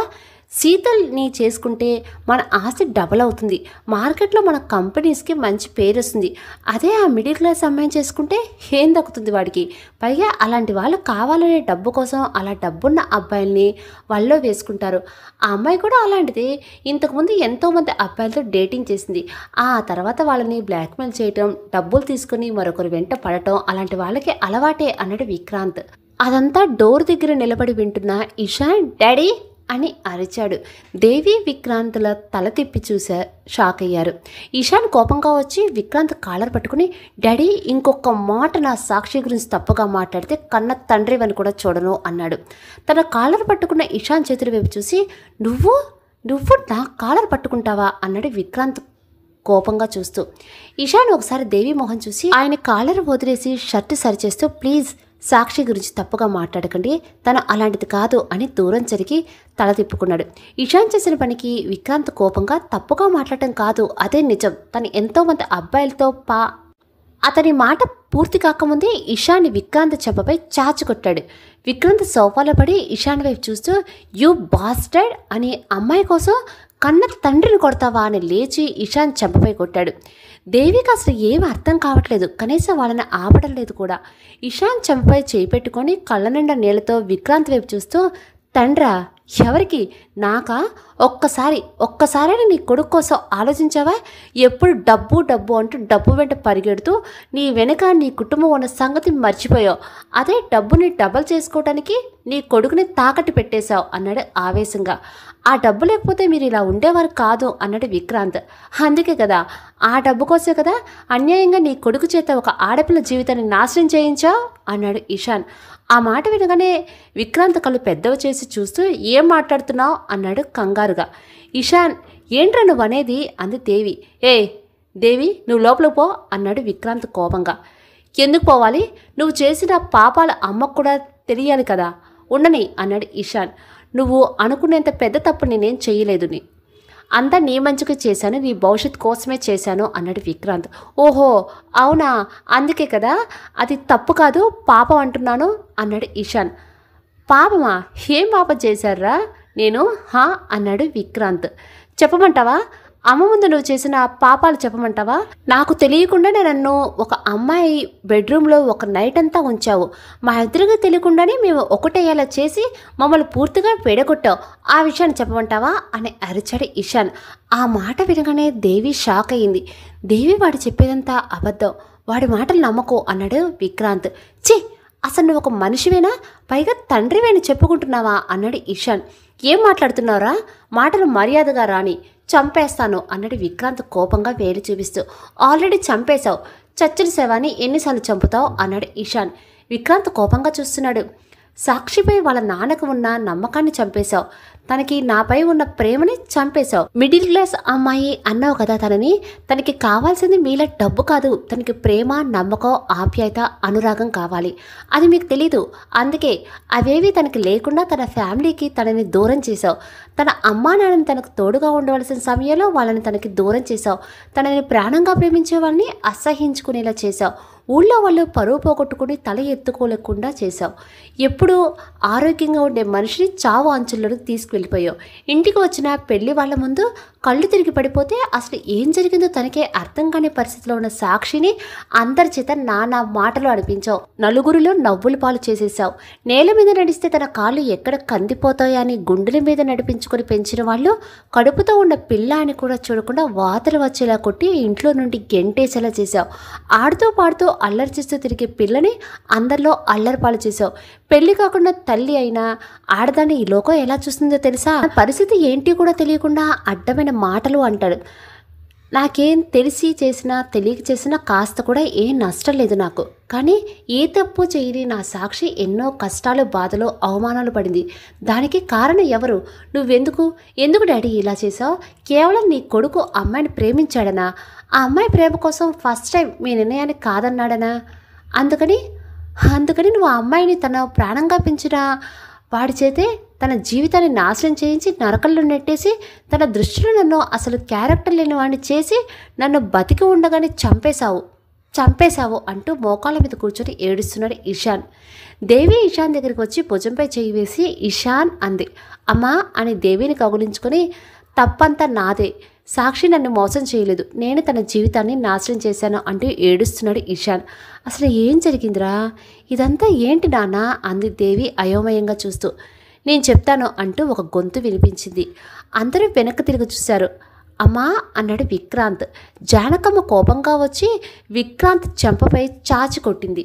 కొంతసేపటి క్రితం, అంటే ఈ విషయం జరగకముందు ఏం జరిగిందో చూద్దాం. ఇషాన్ విక్రాంత్తో కాల్ మాట్లాడి కట్ చేశాక డైరెక్ట్గా సాక్షి వాళ్ళ ఫ్లాట్కి వెళ్ళిన విషయం తెలుసుకుందాం అనుకున్నాడు. అలా వెళ్తున్నప్పుడు దారిలో రోడ్డు మీద జానకమ్మ కారు దగ్గర నిలబడి ఉండటం కనిపించి ఇషాన్ కార్ దిగి జానకమ్మ దగ్గరికి వచ్చి, బామా ఇక్కడ ఏం చేస్తున్నావు నువ్వు? అసలు ఇండియాకి ఎప్పుడు వచ్చావు అన్నాడు. రే కన్నా, నువ్వా? నేను ఇంకా ఎవడో దొంగ విధవా నా దగ్గర ఉన్న 5 తులాల గొలుసు ఎత్తుకెళ్ళడానికి వస్తున్నాడేమో అనుకున్నా అంది జానకమ్మ నవ్వుతూ. బామా అని అరిచి, అసలు నువ్వు ఎందుకు వచ్చావు? ఎలా వచ్చావు? నేను పంపించింది ఎవరు? అది నాకు తెలియకుండా అన్నాడు ఇషాన్. అవన్నీ వదిలేరా, ఇంకా నేను ఇక్కడ ఉండలేను, అందుకే ఆ డాక్టర్ దగ్గర 2-3 సెంటిమెంట్ డైలాగులు చెప్పి వచ్చేసాను. తీరా వచ్చాక ఇదిగో వీడు టైర్ పంచరని ఆపేశాడు. నన్ను తొందరగా ఇంటికి తీసుకువెళ్ళరా మనవడా అంది జానకమ్మ. ఇషాన్ కాసేపు ఆలోచించి, సరేరా ట్యాక్సీకి డబ్బులు ఇచ్చి అని జానకమ్మను మెల్లగా ముందు సీట్లో కూర్చోబెట్టుకొని స్లోగా డ్రైవ్ చేస్తున్నాడు. ఏంట్రా మనవడా కారు ముసలోళ్ళ నడుపుతున్నావు? కుర్రోళ్ళ జుయి జుయి అనుకోనీక జానకమ్మ నవ్వుతూ అంది. ఇషాన్ చిన్నగా నవ్వి, సరే బామ్మ ఇప్పుడు చూడు అని కార్ స్పీడ్ పెంచాడు. ఇద్దరు కబుర్లు చెప్పుకుంటూ నవ్వుకుంటున్నారు. ఇంతలో ఇషాన్ ఫోన్ రింగ్ అయింది. బామ్మ ఒక్క నిమిషం అని కాల్ లిఫ్ట్ చేసి, హలో చెప్పు అన్నాడు ఇషాన్. ఇషాన్ నువ్వు చెప్పినట్టే కొన్ని విషయాలు కనుక్కున్నాను అన్నాడు అవతల వ్యక్తి. ఏంటవి? త్వరగా చెప్పు అన్నాడు ఇషాన్. అది సాక్షికి నిజంగానే పెళ్లి కాలేదు, పెళ్లి కాకుండా ప్రెగ్నెంట్ అయింది. ప్రెగ్నెన్సీ తీయించుకోమని ఇంట్లో వాళ్ళు అడిగితే కుదరదు అని తేల్చి చెప్పి హాస్పిటల్ నుండి పారిపోయి వచ్చింది అన్నారు అవతల వ్యక్తి. జోన్స్, ఈ విషయం నాకు ఇప్పుడే తెలిసింది, ఇంకా ఏదైనా ఉంటే చెప్పు అన్నాడు ఇషాన్ బాధగా తలదించుకొని. అది ఇషాన్, విషయం ఏంటంటే అంతకన్నా ముందు సాక్షి ప్రెగ్నెంట్ అని తెలిసి వాళ్ళ నాన్నగారికి హార్ట్ అటాక్ వచ్చింది అన్నారు అవతల వ్యక్తి. ఏంటి అని సడన్గా బ్రేక్ వేశాడు ఇషాన్. అవును, హాస్పిటల్లో ఆయన తీసుకువెళ్ళారు. అదే ఆయనకి మొదటిసారి రావటం. డాక్టర్స్ ఆయన్ని చాలా జాగ్రత్తగా చూసుకోమని చెప్పారు. ఆ తర్వాత హాస్పిటల్లో ఉండగానే సాక్షి కళ్ళు తిరిగి పడిపోయింది. అప్పుడే అక్కడ వాళ్ళకి తెలిసిన బంధువుల అబ్బాయి ఒకడు ఉంటే ఆ విషయం గురించి తనతో చెప్పి అదే హాస్పిటల్లో సాక్షికి తెలియకుండా అబార్షన్ చేద్దాం అనుకున్నారు. వాళ్ళ అమ్మగారు. కానీ కాసేపటికి స్టోర్లోకి వచ్చిన సాక్షి తను ఉన్న పొజిషన్ చూసుకొని తనకి డౌట్ వచ్చి అడిగితే తనకి అబార్షన్ గురించి నిజం తెలిసి నేను దీనికి ఒప్పుకోను అని అక్కడి నుండి పారిపోయి వచ్చింది. ఇంటికి వచ్చాక కూతురు ఎంత చెప్తున్నా వినకపోవడంతో చాలాసార్లు కొట్టారంట వాళ్ళ అమ్మగారు అని చెప్పారు అవతల వ్యక్తి. కొట్టారన్నమాట వినగానే ఇషాన్ కళ్ళలో నీళ్లు తిరుగుతున్నాయి. నీకు మేం కావాలా? నువ్వు చేసిన నీ పాపం అంటే నీ బిడ్డ కావాలనే పరిస్థితికి వచ్చారు వాళ్ళు. దాంతో నేను చేసిన తప్పుకు వేరొక ప్రాణం నేను తీయలేను. నేను ఉంటే మీకు ఇబ్బంది అనిపిస్తే నేను ఇప్పుడే వెళ్ళిపోతాను అని ఆ రోజు అక్కడి నుండి కట్టుబట్టలతో బయటకు వచ్చేసింది అని చెప్పాడు అవతల వ్యక్తి. జానకమ్మ ఇషాన్ కళ్ళలో నీళ్లు చూసి ఫోన్ స్పీకర్లో పెట్టు అని చెప్పింది. ఇషాన్ వెంటనే స్పీకర్లో పెట్టాడు. ఇంట్లో నుండి వచ్చాక సాక్షి చాలా బాధలు పడింది. తనకి ఎక్కడికి వెళ్ళాలో తెలియదు, ఏం చేయాలో అర్థం కాదు. తిండి నిద్ర లేకుండా రోడ్డు మీద నడుస్తూ ఒక చోట కళ్ళు తిరిగి పడిపోయింది. అప్పుడే ఆఫీస్ నుండి తన ఫ్లాట్కి వస్తున్న సోనియా రోడ్డు మీద పడి ఉన్న సాక్షిని చూసి వెంటనే తనని హాస్పిటల్లోకి తీసుకువెళ్ళి ట్రీట్మెంట్ ఇప్పించింది. ఆ ఇంటికి తీసుకువెళ్ళింది. తనకి జరిగిందంతా తెలుసుకుని సాక్షిని తనతో పాటే ఉంచుకుంది. అప్పటి నుండి ఇద్దరు ఒకే ఇంట్లో ఫ్రెండ్స్లా కలిసి ఉంటున్నారు. కానీ సాక్షి ఏ పని చేయకుండా నేను ఇక్కడ ఉండలేను, నాకు ఏదైనా జాబ్ చూడండి అని బతిమలాడటంతో ఇక చేసేదేమీ లేక సోనియా తన బెస్ట్ ఫ్రెండ్ అయిన మెరీనా దగ్గరే సాక్షికి జాబ్ ఇప్పించింది. తనకి డెలివరీ అయినప్పుడు కూడా సోనియా మెరీనా దగ్గరుండి చూసుకున్నారు. ఇది నేను తెలుసుకుంది ఇంతే అన్నారు అవతల వ్యక్తి. ఆ మాటలు వింటుంటే ఇషాన్కి ఏడుపు ఆగట్లేదు. కానీ కంట్రోల్ చేసుకుంటూ DNA టెస్ట్ చేయించమన్నాను కదా, చేయించావా, ఏమైంది అన్నాడు. చేయించాను ఇషాన్, నీ కేసు కరెక్టే, ఆ బాబు నీ కొడుకే అన్నాడు అతను. అది వినగానే ఇషాన్కి ఏడవాలో సంతోషపడాలో అర్థం కావట్లేదు. కళ్ళ నీళ్ళు తుడుచుకుంటూ పక్కన జానకమ్మ ఉన్న సంగతి కూడా మర్చిపోయి నాకు తెలియకుండా నాకు ఒక కొడుకు ఎలా జోన్స్ అన్నాడు ఇషాన్ సంతోషంగా. అతను చిన్నగా నవ్వి నీకు తెలియకుండానే సాక్షికి పెళ్లి కాకుండా ఒక బాబు ఉన్నాడు అంటే ఒకటి నా కొడుకైనా ఉండాలి లేదా సాక్షి వాడిని ఎక్కడి నుండైనా తెచ్చుకొని పెంచుకోవాలని నువ్వే కదా ఇషాన్ అన్నావు అన్నాడు. సాక్షికి నీకంటే ప్రాణం, తను నన్ను మోసం చేస్తుంది అంటే నా మనసే నన్ను ద్వేషిస్తుంది. ఈ మాటను నా మనసు అంగీకరించట్లేదు జోన్స్, ఇక నేనెలా అంగీకరిస్తానో అన్నాడు ఇషాన్ కళ్ళు తుడుచుకుంటూ. కానీ సాక్షి మనసులో ఏముందో ఇప్పటికీ ఏం అర్థం కావట్లేదు. తనకి నిన్ను ఇంకా ప్రేమిస్తుందా లేదా తెలియట్లేదు. సోనియా కూడా క్లారిటీగా తెలీదు అన్నాడు అతను. ఇషాన్ కనిపించిన ప్రతిసారి సాక్షి కళ్ళల్లో ఆ ద్వేషం గుర్తించి తను ఖచ్చితంగా నన్ను అసహ్యించుకుంటుంది. అసలు ఏం జరిగిందో నాకు తెలీదు, ఇక తనకెలా తెలుస్తుంది, ఎలాగైనా తెలుసుకుని తనతో చెప్పాలి అన్నాడు ఇషాన్. ఓకే ఇషాన్, నీకు ఏ హెల్ప్ కావాలన్నా నన్ను అడుగు, బై అని కాల్ కట్ చేశాడు అతను. ఇషాన్ సీటు వెనక్కి ఒరిగి కళ్ళు మూసుకున్నాడు. జానకమ్మ ఇషాన్ చేతిలో ఉన్న ఫోన్ తీసుకుని స్క్రీన్పై ఉన్న సాక్షి ఫోటో చూసి ఈ అమ్మాయి అంది. తనే బామ్మ, నేను ప్రేమించిన అమ్మాయి, నీకు రోజు చెప్తూ ఉంటాను కదా అన్నాడు ఇషాన్. ఇషాన్, ఈ అమ్మాయి నాకు తెలుసురా అంది జానకమ్మ. ఇషాన్ కళ్ళు తెరిచి చూసి ఏంటి బామ్మ ఏమంటున్నావు, తను నీకు తెలుసా అన్నాడు ఆతృతగా. హా అని కాసేపు ఆలోచించి ఆ రోజు జరిగింది గుర్తు చేసుకుని అంటే ఆ అమ్మాయిని మోసం చేసింది నువ్వా అంది జానకమ్మ కోపంగా చూస్తూ. మోసమా, ఏం మాట్లాడుతున్నావు బామ్మ నువ్వు అన్నాడు ఇషాన్. జానకమ్మ ఇషాన్తో ఆ రోజు సాక్షి తనకు చెప్పిందంతా చెప్పింది. ఇషాన్ ఆశ్చర్యంగా చూసి ఏంటి అంటే అంటే నా బర్త్డే రోజు నేను సాక్షి అని ఆపేశాడు. అవన్నీ నాకు తెలియదురా, కానీ మీ ఇద్దరికీ దాని గురించి తెలియదనే ఆ అమ్మాయి నమ్మింది, ఎప్పటికీ నమ్ముతుందో లేదో మరి నాకు తెలియదు అంది జానకమ్మ. ఇషాన్ కాసేపు ఆలోచించి కారు స్టార్ట్ చేసి డ్రైవ్ చేస్తూ ఆ రోజు నైట్ జరిగిందంతా గుర్తు చేసుకోవడానికి ప్రయత్నిస్తున్నాడు. కొద్దిగా గుర్తొస్తున్నా అసలు ఏం జరిగిందో అర్థం కావట్లేదు తనకి. ఇంటి ముందు కారు ఆపి జానకమ్మ నెమ్మదిగా కిందకు దించి త్వరగా సాక్షి దగ్గరికి వెళ్దాం అనుకుని డ్రైవింగ్ సీట్ వైపు వచ్చిన ఇషాన్ ఫోన్కి ఏదో మెసేజ్ రావడంతో ఫోన్ తీసుకుని మెసేజ్ ఓపెన్ చేసి చూసి షాక్ అయ్యాడు. అందులో ఇషాన్ ఇదంతా చేసింది ఎవరో కాదు మీ డాడీ అని ఉంది. అందులో జోన్స్ నుండి వచ్చిన మెసేజ్ అది చూడగానే ఒక్కొక్క క్షణం ఏం అర్థం కాలేదు తనకి. కోపంగా జోన్స్ కాల్ చేసి తిడదాం అనుకున్నాడు. ఇంతలో ఇంట్లో నుండి అవును నేనే అన్న విక్రాంత గొంతు వినిపించింది. ఇషాన్ పరుగును గుమ్మం దగ్గరకు వచ్చి నిలబడి లోపలికి వెళ్ళలేక అక్కడ ఆగి వాళ్ళ మాటలు మొత్తం విన్నాడు. అప్పటికే అక్కడికి వచ్చిన జానకమ్మ గారు కాళ్ళ నొప్పిని మెట్ల దగ్గర కూర్చున్నారు. కానీ ఆ మాటలు ఆవిడ చెవిన కూడా చేరాయి. అవన్నీ విని తన కాళ్ళ నొప్పులు కూడా మర్చిపోయి కోపంగా లోపలికి వచ్చి విక్రాంత్ చెంప పగలగొట్టింది. అమ్మా అని అరిచాడు విక్రాంత్. నోర్మి, ఇంకోసారి ఆ మాట నీ నోటి నుండి వస్తే నాలి కోసేస జాగ్రత్త అంది జానకమ్మ. విక్రాంత్ సైలెంట్గా తలదించుకున్నాడు. ఎలా పెంచానురా నిన్ను, కానీ నువ్వు ఇక్కడికి వచ్చి ఎలా తయారయ్యావు? వచ్చి డబ్బు కోసం ఇంత నీచమైన పనులు చేసేంతగా దిగజారావని నేను ఎప్పుడూ అనుకోలేదు. నీ డబ్బు మొదల్లో ఒక ఆడపిల్ల జీవితాన్ని పణంగా పెడతావా అంది జానకమ్మ. అమ్మా, నేను చెప్పేది ఒకసారి విను అన్నాడు విక్రాంత్. ఏం వినాలరా? నీ డబ్బు కోసం, అంతస్తు కోసం ఒక పిల్ల జీవితమే కాదు, నీ కొడుకు జీవితాన్ని నీ చేతులను నాశనం చేశావు. నేను చూశాను రా వాడిని. ఈ 2 ఏళ్ళు ఆ పిల్ల కోసం వాడెంత తప్పించాడో నాకు తెలుసు. చూడరా వాడిని ఎలా ఏడుస్తున్నాడో. నేను నిన్ను ఎలా పెంచాలి అనుకున్నానో అలా నువ్వు ఇప్పుడు లేవు. కానీ వీడు ఉన్నాడు, చదువు, సంస్కారం, మర్యాద అన్నీ తెలుసు వీడికి. కానీ నువ్వు ఇవన్నీ మర్చిపోయి ఇప్పుడు నీ కొడుకు ముందే తలదించుకొని దిగజారిపోయావు అంది జానకమ్మ. ప్లీజ్ బామ్మ, దయచేసి ఆ మాట అనకు. నేను ఆయనకి కొడుకును కాను. ఆ మాట వింటుంటేనే నాకు ఒళ్ళంతా మండిపోతుంది. ఆయన చేసిన పనికి నాకు చచ్చిపోవాలనిపిస్తుంది అన్నాడు ఈశాన్. దేవి ఈశాన్ వైపు బాధగా చూస్తుంది. పదరా వెళ్దాం, వెళ్ళి నా మనవరాలను తెచ్చుకుందాం. పద, వీడేం చేస్తాడో నేను చూస్తాను అని విక్రాంత్ దగ్గరికి వచ్చి, నువ్వు ఏమన్నావు? మిడిల్ క్లాస్ అమ్మాయి అనా? ఒక్క నిమిషం అని ఫోన్ తీసుకొని ఎవరికో కాల్ చేసి, లాయర్, నేను జానకమ్మని అంది. చెప్పండి అబ్బా అన్నాడు అవతల వ్యక్తి ఎంతో వినయంగా. నేను నా ఆస్తిని నా మనవడి కొడుక్కి రాసేస్తున్నాను. ప్రస్తుతానికి వాడు చిన్నపిల్లాడు కాబట్టి దానిపై సర్వ హక్కులు నా మనవరాలకి మాత్రమే ఉంటాయి అంది జానకమ్మ. ఈశాన్ సంతోషంగా చూశాడు. అమ్మా, మీ మనవరాలి పేరు తన కొడుకు పేర్లు చెప్తే నేను పేపర్లు సిద్ధం చేస్తాను అన్నాడు అవతల వ్యక్తి. జానకమ్మ ఈశాన్ వైపు చూసి, రే మనవడా, నీ పెళ్ళం పేరేంట్రా అంది. బామ్మ, తన పేరు సాక్షి అన్నాడు నవ్వుతూ చూస్తూ. మరి నీ కొడుకు పేరు అంది జానకమ్మ.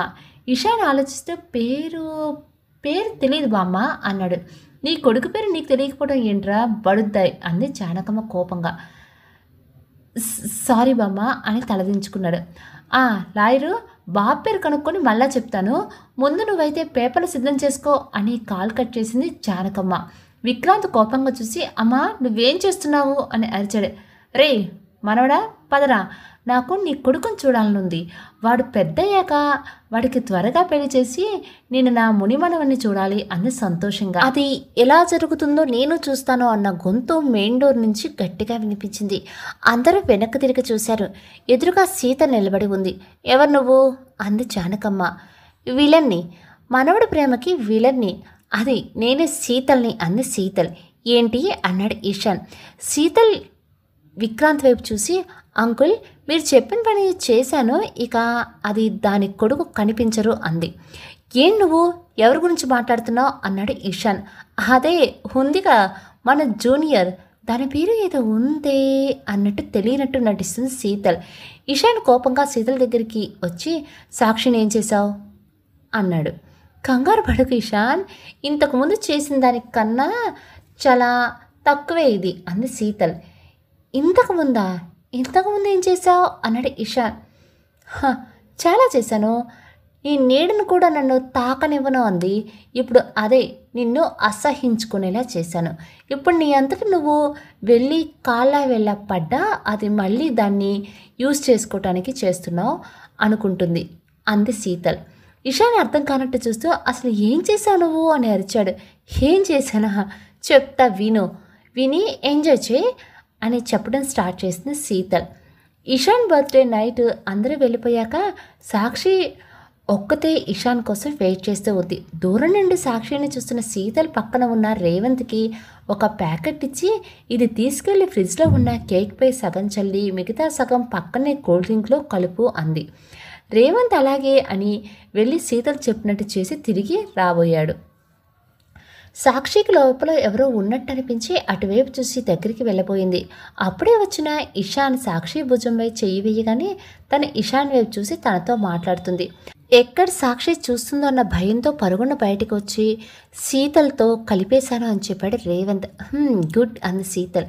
అసలు అదేంటి అన్నాడు రేవంత్. అదంతా నీకెందుకు అంది శీతల్. నీ ప్లాన్ ఏంటో తెలుసుకుందామని అన్నాడు. నాకు ఇషాన్, నీకు సాక్షి కావాలంటే ఇది చేయక తప్పదు అంది శీతల్. ఏంటది అన్నాడు ఇషాన్. చూస్తూ ఉండు, నీకే తెలుస్తుంది. అప్పటికే లోపలికి వెళ్ళిపోయారు సాక్షి, ఇషాన్. లోపల ఏం జరుగుతుందో అని కిటికీ దగ్గర నిలబడి చూస్తున్నారు శీతల్, రేవంత్. అప్పుడే ఇషాన్ హాల్లో కూర్చొని కేక్ పీస్ తీసుకొని తింటున్నాడు. అది తింటున్నంతసేపు తనకి ఏదో అవుతుంది, కానీ ఏం అర్థం కావట్లేదు. ఇంతలో పక్క రూమ్లో నుండి వచ్చిన సాక్షి ఇషాన్తో ఏదో మాట్లాడుతూ వెళ్ళి కేక్ తీసుకొని తింటుంది. కాసేపటికి సింక్ దగ్గరికి వెళ్ళిన ఇషాన్ కింద పడ్డాడు. సాక్షి తల తిప్పి చూసి ఇషాన్ దగ్గరికి పరుగున వెళ్ళి ఇషాన్ ఇషాన్ అంటూ పిలుస్తుంది. ఇషాన్కి తలంతా భారంగా, ఒళ్ళంతా మొత్తుగా అనిపిస్తుంది. మెల్లగా కళ్ళు తెరిచి సాక్షి వైపు చూశాడు. అప్పటికే సాక్షి కూడా తల తిరగడంతో తల పట్టుకుంది. ఇషాన్ మెల్లగా లేచి సాక్షి ఏమైంది అంటూ సాక్షిని దగ్గరికి తీసుకున్నాడు. సాక్షి తల పట్టుకుని ఇషాన్ ఏదో అవుతుంది నా తల్లో అంది. ఏదీ చూడని అంటూ సాక్షి తల పట్టుకొని తలంతా చిన్నగా నొక్కుతున్నాడు ఇషాన్. కిటికీ దగ్గర ఉన్న శీతల్ నవ్వుతూ చూస్తుంది. ఇషాన్ సాక్షి మొహాన్ని చేతులతో తీసుకుని, సాక్షి నువ్వు ఎందుకో ఈరోజు చాలా అందంగా ఉన్నావు, ముద్దొచ్చేస్తున్నావు తెలుసా అన్నాడు. సాక్షి మొత్తగా నవ్వుతూ అవును నువ్వు కూడా అంది. ఉండు, నీ కాళ్ళు నొప్పెడతాయా, నిన్ను ఎత్తుకుంటాను అని సాక్షిని చంకన ఎత్తుకుంటాడు. వద్దు ఇషా, నేను వెళ్తాను, నన్ను మా ఇంటికి పంపించు అంది సాక్షి. నువ్వు లైఫ్ లాంగ్ నాతోనే ఉండాలి, ఉంటావు కదా అన్నాడు ఇషాన్. లైఫ్ లాంగ్ నీతోనే ఉంటాను, ఎక్కడికి వెళ్ళను, కానీ ఇప్పుడు వెళ్తాను అని ఇషాన్ పైనుండి కిందకు దిగి ఎటు నడుస్తుందో అర్థం కాక బెడ్రూమ్ వైపు నడుస్తూ కింద పడింది.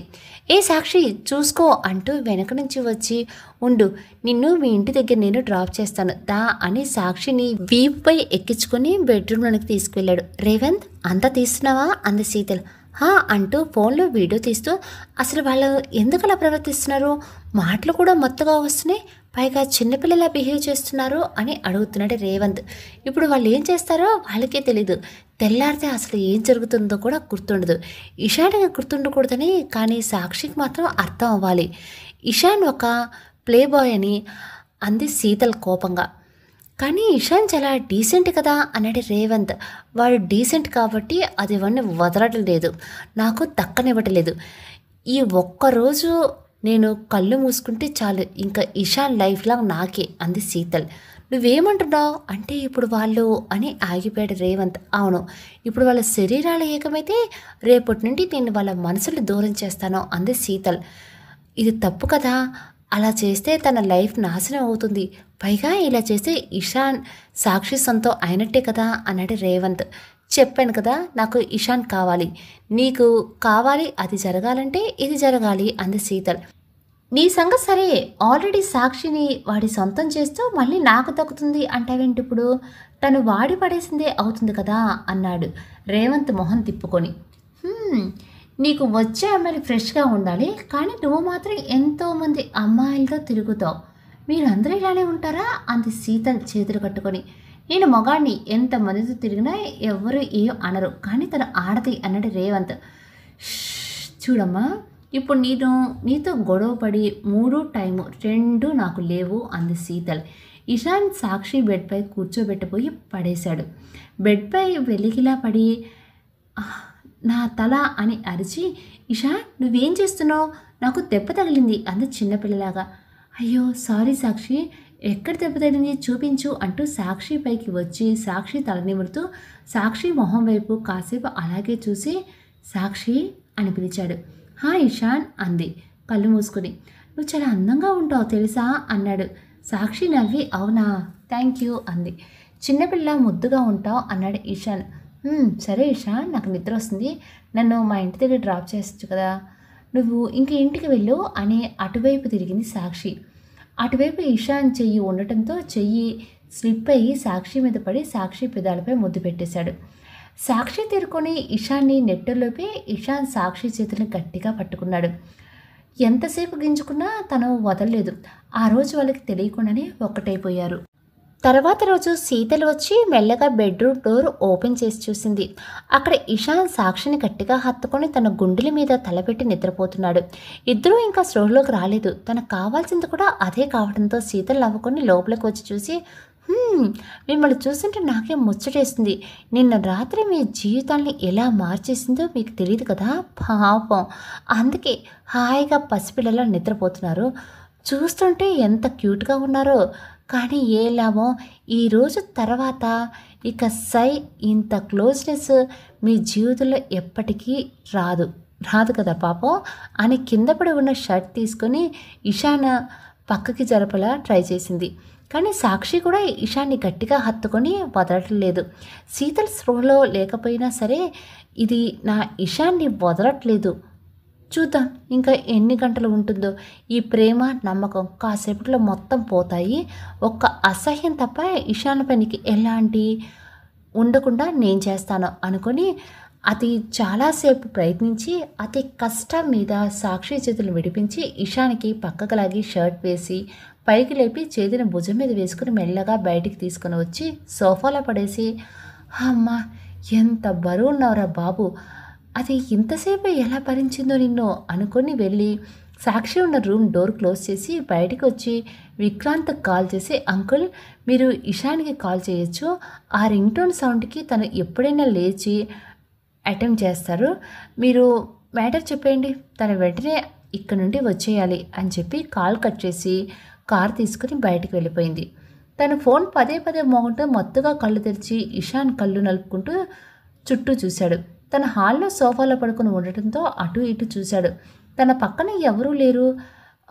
తలంతా భారంగా అనిపిస్తుంది. తనకి సౌండ్ ఎక్కడ వస్తుందో అని వెతికి ఫోన్ తీసుకొని కాల్ లిఫ్ట్ చేసి, హలో డాడ్, గుడ్ మార్నింగ్ అన్నాడు. రే ఇషాన్, నువ్వు అర్జెంటుగా ఇంటికి రారా అన్నాడు విక్రాంత్. ఎందుకు డాడ్ అన్నాడు ఇషాన్ ఆవలిస్తూ. చాలా అర్జెంట్, త్వరగా రారా అని కంగారుగా చెప్పి కాల్ కట్ చేశాడు విక్రాంత్. ఏం జరిగిందో అర్థం కాక ఏదైనా అయ్యిందేమో, అందుకే డాడ్ అంత కంగారుగా పడుతున్నారు అనుకొని కంగారు పడుతూ ఇంకా ఆ ఇంట్లో ఎవరైనా ఉన్నారో లేరో అని కూడా గమనించుకోకుండా పరుగున బయటికి వచ్చాడు. కానీ బయట తన బైక్ లేదు. నా బైక్ ఏది అనుకుని చుట్టూ చూసి ఎక్కడా కనిపించకపోయేసరికి పరుగున రోడ్డు మీదకి వచ్చి కనిపించినది ఏదో వెహికల్ని లిఫ్ట్ అడిగి అక్కడి నుంచి వచ్చేద్దాం అనుకున్నాడు. కానీ అది ఊరి చివరిలో ఉన్న గెస్ట్ హౌస్ కావడంతో అక్కడ పెద్దగా వెహికల్స్ ఏమీ లేవు. అప్పుడు అటుగా వస్తున్న కారు ఒకటి ఇషాన్ ముందు ఆగింది.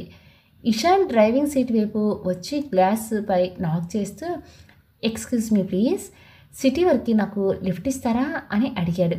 ఇంతలో విండో గ్లాస్ దించింది. ఓకే ఇషాన్, రా వెళ్దాం, నేను డ్రాప్ చేస్తాను అంది లోపల ఉన్న శీతల్. శీతల్ని చూడగానే ఇషాన్ కోపం వచ్చి దూరం జరిగి అక్కడి నుండి వెళ్ళిపోదాం అనుకున్నాడు. కానీ వాళ్ళ నాన్న గుర్తొచ్చి చుట్టూ చూసి మరో వెహికల్ కనిపించకపోయేసరికి ఇక వేరే దారి లేక అలానే శీతల్తో పాటు వెళ్ళలేక అక్కడే సైలెంట్గా నిలబడ్డాడు ఇషాన్. ఇషాన్, ఇంకా నీకు నా మీద కోపం పోలేదా అంది శీతల్. అవును అని చిరాగ్గా చూసి మొహం తిప్పుకున్నాడు ఇషాన్. శీతల్ కారు దిగి ఇషాన్ ముందుకు వచ్చి నిలబడి, సారీ ఇషాన్ అంది. నాకు నీ సారీలు ఏం అవసరం లేదు, నా జోలికి సాక్షి జోలికి రాకుండా ఉండు అన్నాడు ఇషాన్. నేను అదే చెప్తాను అనుకుంటున్నాను అంది శీతల్. ఏంటి అన్నాడు ఇషాన్. నేనేదో నిన్ను దక్కించుకోవాలనే పంతంతో సాక్షితో గొడవ పడ్డాను. నా స్టేటస్ ఎక్కడ, తన స్టేటస్ ఎక్కడ అనే పొగరుతో ఏదో చేశాను. మిమ్మల్ని చాలా ఇబ్బంది పెట్టాను. కానీ రాత్రి నువ్వు అంతమంది ముందు సాక్షికి ప్రపోజ్ చేసావు కదా, అప్పుడే అర్థమైంది తనంటే నీకు ఎంత ఇష్టం అనేది. అందుకే అప్పుడే ఫిక్స్ అయ్యాను, ఇంకెప్పుడు మీ ఇద్దరి జోలికి వెళ్ళేదే లేదు, అసలు ఇబ్బంది పెట్టకూడదు. అందుకే మా డాడీ చూపించిన అబ్బాయిని చేసుకుందాం అనుకుంటున్నాను అంది శీతల్ బాధగా. ఇషాన్ తల తిప్పి శీతల్ వైపు చూశాడు. కానీ నీ విషయంలో నాకు చాలా గిల్టీగా ఉంది. ఎందుకంటే ఇందాక వస్తుంటే దారిలో ఒక షాప్లో సాక్షి కనిపించింది. తనకి విషయం చెప్పి కాళ్ళు పట్టుకుని క్షమించమని అడిగాను. తను చాలా మంచిది కాబట్టి కాస్త ఆలోచించినా నన్ను అర్థం చేసుకుని క్షమించింది. మనం ఫ్రెండ్స్గా ఉండొచ్చు అంది. నాకు చాలా హ్యాపీగా అనిపించింది. నువ్వు కూడా క్షమిస్తే నేను ఇంకా హ్యాపీగా ఫీల్ అవుతాను అంది. ఇషాన్ ఆశ్చర్యంగా చూసి, ఏంటి సాక్షి నిన్ను క్షమించిందా అన్నాడు. అవును, కావాలని నువ్వే తనని అడుగు అంది శీతల్. ఇషాన్ ఫోన్ తీసుకొని ఆన్ చేయబోయాడు. కానీ ఛార్జింగ్ లేక అది స్విచ్ ఆఫ్ అయింది. ఛా అని ఫోన్ ప్యాకెట్లో పెట్టుకున్నాడు. ఏమైంది ఇషాన్ అంది శీతల్. నా మొబైల్ ఛార్జింగ్ లేదు అన్నాడు ఇషాన్. అవునా, ఒక్క నిమిషం ఉండు, నా మొబైల్ కార్లో ఉంది, ఇప్పుడే తెస్తాను అని కార్ దగ్గరికి వెళ్ళిపోతూ ఆగి, ఇప్పుడు వీడికి ఫోన్ ఇస్తే నాకే రిస్క్, ఎందుకు వచ్చిన గొడవలే, ఏదో ఒకటి మేనేజ్ చేద్దాం చెప్పి అనుకుని వెనక్కి తిరిగి చూసి, అవును ఇషాన్, ఇందాక నువ్వు ఎందుకో కంగారు పడుతున్నావు, ఏమైంది ఇషాన్, ఎందుకంత కంగారుగా పడుతున్నావు, ఏదైనా ప్రాబ్లమా అంది శీతల్ టాపిక్ డైవర్ట్ చేస్తూ. ఇషాన్కి వాళ్ళ నాన్న రమ్మన్నారనే విషయం అప్పుడు గుర్తొచ్చి కంగారు పడుతూ, అవును నేను అర్జెంటుగా ఇంటికి వెళ్ళాలి, ప్లీజ్ నన్ను మా ఇంటి దగ్గర డ్రాప్ చేస్తావా అని అడిగాడు. యా షూర్ ఇషాన్, రా వెళ్దాం అంది శీతల్ లోపలే సంతోషపడుతూ. ఓకే థ్యాంక్ యూ అని వచ్చి కారులో కూర్చున్నాడు ఇషాన్. కాసేపటి మెలకు వచ్చిన సాక్షి తన ఉన్న పొజిషన్ చూసుకొని విషయం అర్థమయ్యి ఏడుస్తుంటే కిటికీ దగ్గర నిలబడి చూస్తున్న రేవంత్ సాక్షి లేచి ఏడుస్తుంది అని శీతల్కి మెసేజ్ చేశాడు. అది చూసి శీతల్ నవ్వుకుంది. ఇంటి నుండి ఫోన్ రాగానే ఇషాన్ని కాల్ ట్రై చేస్తూనే డాక్టర్తో ఇంటికి వెళ్ళిపోయింది సాక్షి. ఇక్కడ ఇషాన్ శీతల్ ఇద్దరూ కలిసి ఇషాన్ వాళ్ళ ఇంటికి వచ్చారు. ఇషాన్ కంగారు పడుతూ లోపలికి వచ్చి డాడ్ డాడ్ ఎక్కడున్నారు, అమ్మా అమ్మ అంటూ అరుస్తున్నాడు. లోపల నుండి ఇషాన్ వాళ్ళ నాన్న వచ్చి ఇషాన్ అన్నాడు. ఇషాన్ వెనక్కి తిరిగి చూసి డాడ్ అంటూ వాళ్ళ నాన్న దగ్గరికి వచ్చి, డాడ్ ఏమైంది, మీరు బాగానే ఉన్నారా అని ఆయన్ని పైనుంచి కిందకు చూసి మమ్మీ ఎక్కడా అంటూ అటు ఇటు చూస్తున్నాడు. ఆయన బాధగా తలదించుకొని, ఇషాన్ మీ నాన్నమ్మకి ఆరోగ్యం అస్సలు బాగాలేదురా అని రాణి కన్నీళ్ళు తుడుచుకుంటున్నాడు. ఏంటి నాన్నమ్మ హెల్త్ బాగాలేదా, అదేంటి నిన్న మనం చూసాం కదా, బాగానే ఉంది కదా, నాతో మాట్లాడింది, హెల్తీగా ఉన్నానని చెప్పింది కూడా అన్నాడు ఇషాన్. అవునరా బాగానే ఉంది, కానీ అది కేవలం నీ ముందు మాత్రమే, ఎందుకంటే నిజం చెప్తే ఆ నిజాన్ని నువ్వు తట్టుకోలేవని అన్నారు ఆయన బాధగా. అసలు ఏమైంది డాడ్, మీరు ఏం మాట్లాడుతున్నాడు అన్నాడు ఇషాన్ కంగారుగా. మీ నాన్నమ్మకి లంగ్ క్యాన్సర్ అంటారా ఇషాన్, డాక్టర్స్ చెప్పారు అన్నారు ఆయన. ఆ మాట వినగానే ఇషాన్కి షాక్ అయ్యాడు. తనకి బ్రీతింగ్ ప్రాబ్లం కూడా చాలా ఎక్కువగా ఉంది, ఇక్కడ తనకి అస్సలు పడటం లేదు, ఈ పొల్యూటెడ్ ఎయిర్ తన ఆరోగ్యాన్ని ఇంకా క్షీణించేలా చేస్తుంది, వెంటనే తనని స్టేట్స్లో ఉన్న మంచి మంచి హాస్పిటల్లో చూపించాలి అన్నారు ఆయన తలదించుకొని ఏడుస్తూ. ఆయన అలా చూస్తుంటే ఇషాన్ని గుండె పిండేస్తున్నట్టుగా అనిపిస్తుంది. నాకేం చేయాలో అర్థం కావట్లేదురా నాన్న అంటూ ఏడుస్తున్నాడు ఇషాన్ వాళ్ళ నాన్న. అయితే చూపిద్దాం డాడ్, వెంటనే నాన్నమ్మని తీసుకెళ్ళి జాయిన్ చేద్దాం, నాన్నమ్మకి ఏం కాదు ప్లీజ్ మీరు ఏడవద్దు అన్నాడు ఇషాన్. స్టోరీ నచ్చినా ఒక చిన్న లైక్ చేయొచ్చు కదా. అలానే ఇషాన్ వాళ్ళ నాన్నగారు శీతల్ సాక్షి జీవితాన్ని నాశనం చేయడానికి ఇంకా ముందు ముందు ఎలాంటి ప్లాన్లు వేశారు, అసలు ఇషాన్ని సాక్షిని కలపటానికి ఇషాన్ వాళ్ళ అమ్మగారు బామ్మగారు ఎలాంటి ప్లాన్లు వేశారు, ఈ ప్లాన్స్ మధ్యలో వీళ్ళ జీవితాలు ఎలా ఉంటాయి, వీటినన్నిటిని తెలుసుకోవాలంటే రేపు మార్నింగ్ నేను పోస్ట్ చేసే ఈ సిరీస్కి ఎండింగ్ పార్ట్ మీరు వినాల్సిందే. అన్నట్టు స్టోరీ నచ్చింది కాబట్టి ఒక చిన్న లైక్ చేసేసేయండి. ఇలాంటి మంచి మంచి స్టోరీస్ కోసం మన ఛానల్ని సబ్స్క్రైబ్ చేసుకోండి. ఓకేనా, రేపు మార్నింగ్ ఇదే స్టోరీలో మిమ్మల్ని అందరినీ కలుస్తాను. అంతవరకు నమస్తే.